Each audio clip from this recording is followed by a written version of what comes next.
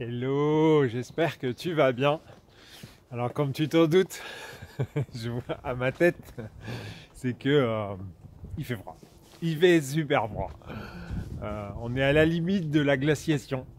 J'ai l'impression que les mammouths vont débarquer du coin de la rue là. Et d'ailleurs, en regardant ma tronche sur la vidéo, je me disais, punaise Denis, franchement tu ressembles à rien. Avec ses manteaux, ses couches de surcouche, et puis cette capuche ridicule. Et en fait, ça m'a fait tilt. Ça m'a fait tilt. Comme quoi, hein, les connexions cérébrales, des fois, elles attendent l'occasion pour se faire. Et ça m'a rappelé une des vidéos de Samuel Stemmer sur, je crois que c'est la fin du monde ou un truc comme ça. Ça doit être le chapitre 5. Et si je suis pas trop feignant, je mettrai le lien dans la description. Ah oui, abonne-toi, clique sur les machins, tout ça et ça, tu y penses et ça me fera monter au firmament des, du scoring de chez YouTube et d'Instagram et d'ainsi de suite. Et en fait, dans cette vidéo-là, il raconte l'histoire du guérisseur. Je crois que c'est maître Philippe de Lyon en 1890. Et en fait, ce monsieur qu'on ne connaît pas, en fait, c'est un peu le Franck Martin du tennis là. Et en fait, ce qui est hallucinant, c'est qu'il arrive à ressusciter un gamin qui est tombé du toit d'un toit. Pas un toit en particulier, mais du toit d'une maison. Et en fait, le gamin, a priori, était mort depuis plusieurs heures. Et ce guérisseur arrive à le ressusciter. Et ce qui est bon, ça en dit un peu sur le pouvoir de guérison du bonhomme. Et en fait, pour la petite histoire, on lui aurait demandé comment il arrive à faire ça. Et en fait, il a dit, en gros, vous pourriez faire exactement la même chose. Tout le monde pourrait faire la même chose. Il dit, mais en fait, vous êtes bien trop grand. En fait, si vous voulez arriver à faire ce genre de choses, eh bien, il faut être plus petit qu'un homme, plus petit qu'un chien, plus petit qu'un insecte. Bref, il faut être rien. Je ne suis rien. Et donc, quand je me suis vu dans le reflet de la caméra, là, Ah il est 17h. Ah non, 16h50. C'est la musique qui annonce qu'on doit quitter le parc. Tu vois. Donc il y a une sonnerie pour manger le midi, une sonnerie pour 17h, et il y en a une un petit peu avant pour quitter le parc. Et ouais, on n'est pas dans les kolkhozes, mais presque. Et en fait, ce que je trouve génial avec cette approche-là, et ça m'a fait, et la connexion qui s'est faite, c'est avec la notion du trou de verre. Je ne sais pas si tu as entendu parler de ce concept-là, sur le fait qu'a priori, on serait capable de voyager dans le temps et dans l'espace si on arrivait à passer à travers le trou de verre. Et en fait, j'ai eu ces trois connexions. Le fait que je sois moche avec ma cagoule, l'histoire de Philippe de Lyon et l'histoire du trou de verre qui se sont connectés. Et je me suis dit, punaise, si... Donc en gros, c'est si on arrive à être rien, eh bien, on a accès à tout. Ça fait vraiment trop bizarre comme phrase. Mais conceptuellement, c'est juste hallucinant, quoi. Et si ce gars-là, il a vraiment fait ce qu'il a fait, on est toujours dans les hypothèses, mais bon, à un moment donné, c'est toujours intéressant. C'est toujours intéressant. On croit bien ce qui est écrit à droite ou à gauche. Enfin, certaines personnes, on arrive toujours à croire à quelque chose, donc pourquoi pas à ça. Et je me dis, punaise, le mec, non seulement il ressuscite les gamins, ce qui est plutôt sympa, mais en plus de ça, s'il avait eu vent de la théorie du trou de verre, il serait à même de pouvoir... voyager dans le temps, voyager dans l'espace, c'est juste hallucinant, quoi. C'est juste hallucinant.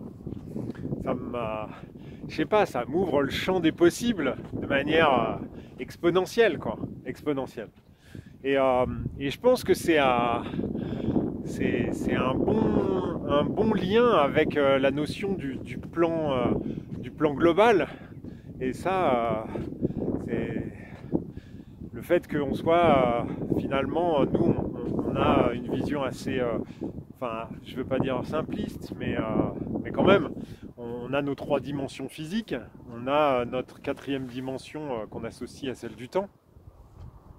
Et en fait, on la vit toujours de la même manière. C'est-à-dire que là, j'ai un corps 3D matière et je me déplace sur une ligne de temps, donc je suis en train de marcher. Donc la 4e dimension, c'est le fait que à chaque fois que je prononce une syllabe, ou à chaque fois que je fais un mouvement, ou à chaque fois qu'une seconde s'écoule, en fait, je change d'état. Mais on pourrait très bien, un peu comme sur un dessin, on prend les 3 dimensions comme ça, puis on les retourne. Pour nous, ça nous paraît simple parce que c'est 3 dimensions physiques, mais on pourrait très bien se dire que finalement, il y a une des dimensions qu'on vient de retourner qui est le temps.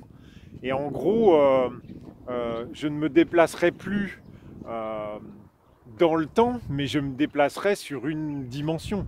Donc, sous-entendu, je pourrais soit grandir, soit rapetissir, mais le temps serait toujours le même. Et là, on commence à se faire des petits nœuds au cerveau, quoi.